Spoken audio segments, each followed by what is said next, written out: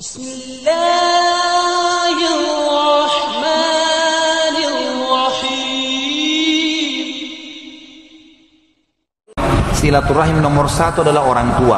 Jangan putus sama mereka. Kalau antum orang tuanya di luar sana, di Jawa, di Sulawesi, kontak teman-teman sekalian. Masa antum kalau telepon sama teman bisa setengah jam ngobrol, tapi kalau sama orang tua 1 menit pun kita buru-buru. Kadang-kadang ibu kita telepon, ayah kita telepon, sudah ya, tutup langsung buru-buru. Saya ada kerjaan. Tapi kalau teman partner bisnisnya telepon, padahal harus diketahui teman-teman sekalian, ada seorang syekh di Saudi memberikan pelajaran kepada kita. Ada beberapa kisah ya, diantaranya ada 2 kisah saya angkat di sini. Yang satu teman-teman sekalian ini lagi pengajian kayak sekarang kita ini, kemudian ayahnya telepon, diangkat sama dia, sebentar jemaah, ayah saya telepon. Lalu diangkat, iya, assalamualaikum warahmatullahi wabarakatuh. Ayahnya bilang, nak, saya mau undang teman-teman saya makan, saya butuh 5 ekor kambing. Kata ayahnya, ini syekhnya di Jeddah, ayahnya di Qasim, jauh, mungkin bisa 1000 meter, 1000 kilometer, jauh. Kata anaknya ini, syekhnya, baiklah ayah. Dia nggak bilang, saya transfer uangnya, ayah beli sana ya, enggak. Ditutup telepon sama dia, diberhentiin pengajian, dia pergi ke penjual kambing, dia sewa mobil pick up, dibeli 5 kambing, disetir sendiri, bawa ke sana, kasih ayahnya, ini ayah, kambingnya ayah pesan, salaman pulang lagi. Bet bagaimana mereka bakti dengan orang tuanya. Yang satu lagi ditelepon di pengajian nih, ibunya telepon, nak, ibu lagi perlu nak. Dia nggak bilang, maaf ibu saya lagi pengajian nggak? Baik ibu, tutup. Jemaah, ibu saya lagi butuh sama saya, pengajian saya tutup. Kafaratul majlis pergi, bubar. Langsung dia pergi ke ibunya, penuhin kebutuhan ibunya. Itu saking tahunya mereka tentang bakti orang tua. Dan teman-teman sekalian, coba gunakan, maksimalkan kalau mereka masih hidup. Apa salahnya kalau antum memberikan samponya, memberikan odolnya, memberikan sabunnya? Saya berbagi teman-teman sekalian. Saya punya ayah, alhamdulillah sekitar 80 tahun masih hidup di Makassar ya. Saya sangat bersyukur karena beliau masih hidup. Ibu saya sudah meninggal dari tahun 79. Saya masih 4 tahunan waktu itu. Tapi yang jelas ayah saya alhamdulillah masih ada. Dan saya setiap hari berusaha untuk telepon. Walaupun cuma sebentar, 1-2 menit saja. Antum coba telepon sehari, semenit 2 menit telepon. Assalamualaikum, salam, baik ayah, baik. Ada butuh sesuatu, tolong doain saya. Iya. Tidak pernah saya tutup telepon setelah ayah saya doain lalu saya susah, nggak pernah. Kalau ada yang sedang siapin masalah, ayah doain ya, iya baik. Semoga Allah mudahin kamu diberkahin, udah selesai.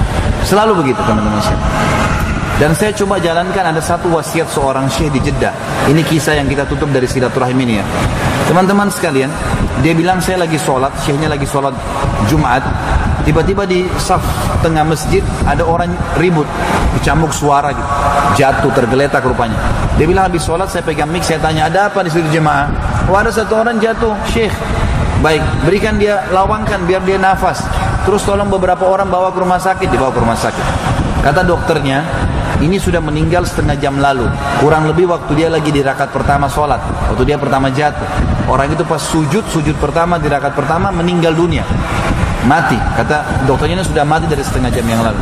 Syekhnya bilang ini luar biasa orang. Ini berarti Allah tutup dengan husnul khatimah ya.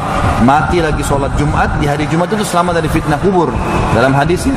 Terus yang kedua sujud lagi, husnul khatimah. Terus adiknya datang jemput jenazah kakaknya, langsung syekhnya bilang, saya mau mandiin jenazah kakakmu ya, karena saya anggap ini penghormatan. Dia datang jauh-jauh ke masjid saya, mati lagi dalam keadaan begitu. Dan silakan, adiknya bilang silakan, malah penghormatan buat kami syekh mau mandikan, dimandikanlah.